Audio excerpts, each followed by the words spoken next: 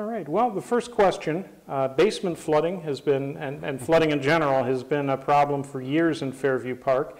Residents with a wet spring had a lot of complaints, actually a flood of complaints to City Hall. The city is working with a consultant right now to find some solutions. Where do those efforts stand, and what more can the city do to help residents, and what can residents do to help themselves? Well, sure. So Black & Veatch is the name of the consulting firm that we've brought in.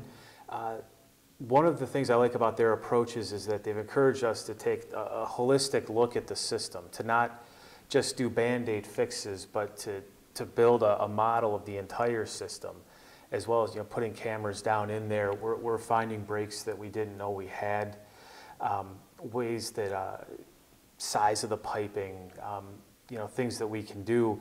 You want to make sure that if you help somebody on one stretch of road, you don't create a problem further down. At the end of this month, I believe it's October 26th, they're going to present a report back to us with their recommendations, with their model, and that is going to be the foundation for how we move forward. In my time on council, this is the biggest issue that we tackle. It's also one that emotionally hits you hard. We've all, unfortunately, I think, have gone through this. And when you hear about the destruction of property, photographs, the things you can't replace, it's hard. I mean, you can't help but care. Mm-hmm. And we've been working on this for years. We've spent $8 million and we've made a lot of progress. But that means nothing to you if your basement is still flooding now. And I understand, because it wouldn't mean a lot to me either. So I was excited when the city moved with Black & Veatch, because that was the first holistic look. We have, there's 52 miles of road in Fairview Park, which means there's 104 miles of piping under the streets. You can't possibly rip up and repair. To do West 229th from Lorraine to Westwood would cost $5.2 million.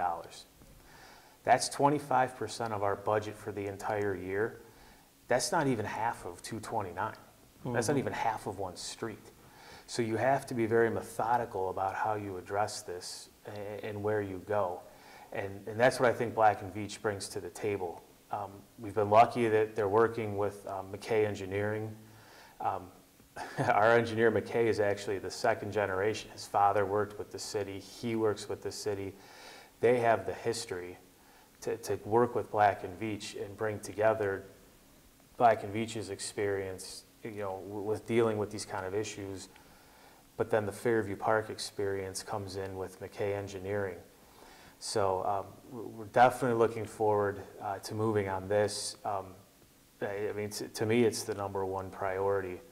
And again, October 26th is when we're going to have a meeting with the public. I actually took the initiative on the city website. If you look under the link for the council, there's actually a flooding section that I had created out there that brings along, or that contains updates that we've sent out, newsletters that we've sent out, previous documents we've received from Black & Veatch, so that people may wonder, well, what are you guys doing? Mm-hmm. Go here. And then to your other question, what can people do? There are documents about that as well.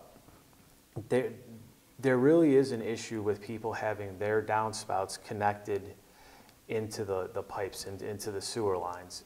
Back in the day, the concept was the rainwater would act as a natural flush to clean out those lines. It's a great concept, but the problem is when you keep getting hit with these massive deluges of water, 2.5 inches in an hour, that pipe could be 5 feet, and it's too much, and then that's when these issues come in. Okay.